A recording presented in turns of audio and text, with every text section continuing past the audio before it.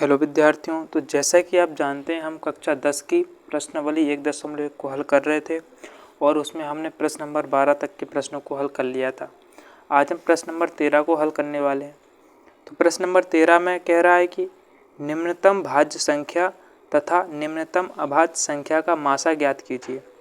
यहाँ पर अपन को निम्नतम भाज्य संख्या, निम्नतम भाज्य यानी कि जो आपकी निम्नतम भाज्य संख्या है जो कि आपकी 4 होती है तथा निम्नतम अभाज्य संख्या जो कि आपकी 2 है का अपन को मासा ज्ञात करना है। तो अपन इसका मासा कैसे निकालेंगे, तो चलिए इसे हल करें। तो जो आपकी निम्नतम भाज्य संख्या है, निम्नतम भाज्य संख्या होती है आपकी 4, मतलब छोटी से छोटी जो आपकी भाज्य संख्या है वो पहली भाज्य संख्या आपकी 4 ही है। और जो निम्नतम आपकी अभाज्य संख्या है, निम्नतम अभाज्य संख्या यानी कि छोटी से छोटी जो आपकी अभाज्य संख्या है वो आपकी 2 है। अपन को इन दोनों संख्याओं का मासा ज्ञात करना है। तो कैसे करेंगे, तो अपन 4 और 2 का मासा निकालते हैं। तो इसके अपन जो अलग अलग गुणनखंड निकाल लेंगे। आप यहाँ 2 से भाग लगाओगे तो 2 आएगा, फिर आप 2 से लगाओगे तो आपका 1 बचेगा। इसी प्रकार से 2 के अभाज्य गुणनखंड करोगे तो 2 को सिर्फ 2 से ही भाग लगाओगे तो 1 आ जाएगा। आप यहाँ देखें जो आपके 4 के अभाज्य गुणनखंड है वो है आपके 2 गुणे 2 और जो आपके 2 के अभाज्य गुणनखंड है वो है आपका 2। तो यहाँ से अपना जो मासा निकल करके आया, यहाँ जो आपका मासा निकल करके आया वो क्या हुआ, इन दोनों में कौन सी संख्या कॉमन है, सिर्फ 2 ही 1 2 कॉमन है। तो इसका जो आपका मासा निकल करके आ जाएगा वो आ जाएगा आपका 2। इसी के साथ आपका प्रश्न नंबर 13 हल होता है। अब अपन इसके प्रश्न नंबर 14 को हल करेंगे। आपका अगला प्रश्न है प्रश्न नंबर 14। प्रश्न नंबर 14 में कह रहा है कि अंक गणित की आधारभूत प्रमेय का प्रयोग करके 120 और 144 का लासा और मासा ज्ञात कीजिए। अपन को प्रश्न नंबर 14 में अंक गणित की जो आपकी आधारभूत प्रमेय होती है उसके आधार पर 120 और 144 का लासा और मासा निकालना है। तो कैसे निकालेंगे, तो चलिए इसे हल करते हैं। तो सबसे पहले तो अपन को 120 के अभाज्य गुणनखंडों को निकालना होगा। तो अपन सबसे पहले 120 के अभाज्य गुणनखंडों को निकालेंगे। पहले आप 2 से भाग लगाओगे तो आपका 60 बचेगा, फिर आप 2 से भाग लगाओगे तो यहाँ आपका 30 बचेगा, फिर आप जो इसको 2 से काटोगे तो यहाँ आपका 15 बचेगा, फिर आप इसे 2 से काटोगे नहीं कटेगा, 3 से काटोगे तो 5 बचेगा, फिर आप इसे 5 से ही काटोगे तो आपका 1 आ जाएगा। इसी प्रकार अपन जो 144 के अभाज्य गुणनखंडों को निकालेंगे। तो 144 के अभाज्य गुणनखंड निकालते हैं तो 2 से काटेंगे तो यहाँ आपका 72 बचेगा, फिर आप 2 से काटोगे तो यहाँ आपका 36 बचेगा, फिर 2 से काटेंगे तो यहाँ आपका 18 बचेगा, फिर आप 2 से काटोगे तो आपका 9 आएगा, 3 से काटोगे तो 3 3 9 3 बचेगा, फिर आप 3 से काटोगे तो यहाँ आपका 1 आ जाएगा।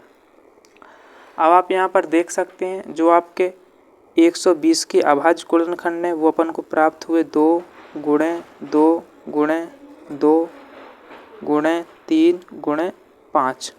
ये आपके 120 के अभाज्य गुणनखंड हो गए। इनको अपन ऐसे भी लिख सकते हैं।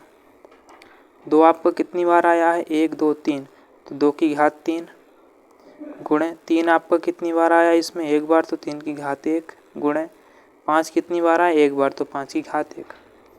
इसी प्रकार से अपन यहाँ पर 144 के अभाज्य गुणनखंडों को निकालेंगे। तो जो 144 के अभाज्य गुणनखंड है वो है आपके 2 गुणे 2 गुणे 2 गुणे 2 गुणे 3 गुणे 3। तो यहाँ आप देखें कि जो आपका 2 कितनी बार आया है, 1 2 3 4, तो अपन लिख सकते हैं 2 की घात 4 गुणे वो आपका 3 यहाँ कितनी बार आया, 3 आपके यहाँ 2 बार आया, तो इसको लिख सकते हैं 3 की घात 2। तो अब अपन को क्या करना, अब अपन को जो है इनका लासा और मासा दोनों निकालना है। तो अपन जो है इसका पहले जो है मासा ज्ञात करते हैं। पहले अपन इसका मासा निकालते हैं। अपन को यहाँ पर मासा निकालना है, मासा किसका, 120 और 144 का। तो मासा कैसे निकालेंगे, तो चलिए इसे देखते हैं। तो जो आपकी अंक गणित की आधारभूत प्रमेय होती है उस अंकगणित की आधारभूत प्रमेय का उपयोग करके अपन इसका मासा निकालेंगे। तो अंकगणित की आधारभूत प्रमेय कहती है मासा के लिए कि जो इन संख्याओं के अभाज्य गुणनखंड होते हैं, उन अभाज्य गुणनखंडों में जो आपका उभयनिष्ठ है उसकी जो निम्नतम घात होती है वही उसका जो है मासा होती है। तो आप यहाँ देख सकते हैं कि जो आपकी 120 के अभाज्य गुणनखंड है, यहाँ 2 की घात 3 है, यहाँ 3 की घात 1 और यहाँ पर 5 की घात में 1 लगा हुआ है। 144 के अभाज्य गुणनखंड में आप देखें 2 की घात 4 और 3 की घात 2। तो इन दोनों में जो आपका उभयनिष्ठ है यानी कि जो आपका एक जैसा है, तो आप यहाँ पर देखें 2 ऊपर है तो अपन को 144 वाले में भी 2 मिल गया, यानी कि 2 यहाँ पर क्या हो रहा, कॉमन हो रहा।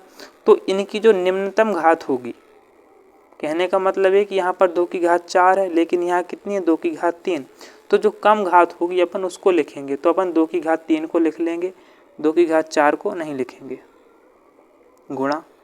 फिर आप यहाँ देखें 3 120 वाले में भी है और यहाँ 3 144 वाले में भी है। तो अपन यहाँ पर देखें, यहाँ 3 की घात 2 है, यहाँ पर 3 की घात 1 है, तो अपन को निम्नतम घात लेना है, तो अपन लेंगे 3 की घात 1। अब आप यहाँ देखें, यहाँ 5 है, यहाँ 5 है क्या, नहीं, यानी कि यहाँ पर 5 कॉमन नहीं हो रहा, तो अपन इसको ही बस जो है हल कर लेंगे। 2 का गुणा अपन को 3 बार करना, तो 2 का गुणा 3 बार करोगे 2 दूनी 4 दूनी 8 मिलेगा आपको। 3 का गुणा 1 बार ही, तो 3 एकम 3। अब आप इसको हल करोगे तो 8 3 24। जो अपन को 120 और 144 का मासा निकालना था वो आपको 124 प्राप्त हो गया। और अपन जो है लासा निकालेंगे, 120 और 144 का लासा। तो अंकगणित की आधारभूत प्रमेय लासा के लिए क्या कहती है, अंकगणित की जो आधारभूत प्रमेय होती है उसमें लासा के लिए कुछ इस प्रकार से नियम होते हैं, जैसे कि कोई अपनी अभाज्य संख्याएं हैं, कोई जो है आपकी भाज्य संख्याएं हैं, उन भाज्य संख्याओं के जो आपके अभाज्य गुणनखंड है, उन अभाज्य गुणनखंडों की जो अधिकतम घात है पहले अपन उसको ले लेंगे, फिर बाकी की जो दूसरी अभाज्य गुणनखंडों की घात बचेंगी उनको पूरा लिख लेंगे। जैसे कि आप यहाँ देखें 2 की घात 3 है, यहाँ 2 की घात 4 है, तो 2 की घात 3 और 2 की घात 4, 2 की घात 4 में आपका 2 की घात 3 आ जाएगा, तो अपन 2 की घात 3 को ना लिख करके 2 की घात 4 लिख लेंगे, यानी कि यहाँ अधिकतम घात लिखी जाती है लासा में। गुणा, यहाँ 3 की घात 2 है, यहाँ आपका 3 की घात 1 है, तो अधिकतम घात लेंगे यानी कि 3 की घात 2 ले लेंगे, 3 की घात 1 को अपन नहीं लिखेंगे।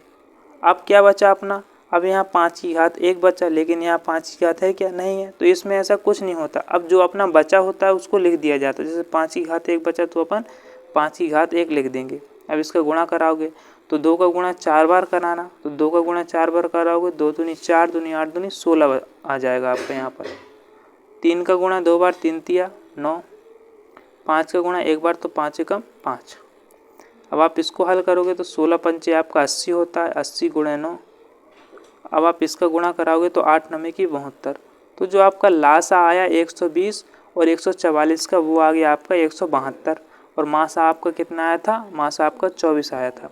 तो इस प्रकार से अपन ने प्रश्न नंबर 14 को अंक गणित की आधारभूत प्रमेय के अनुसार जो है हल कर लिया। मैं उम्मीद करता हूँ कि आपको वीडियो अच्छी लगी होगी। यदि आपको वीडियो अच्छी लगी हो तो हमारे चैनल को लाइक शेयर और सब्सक्राइब जरूर करें। धन्यवाद।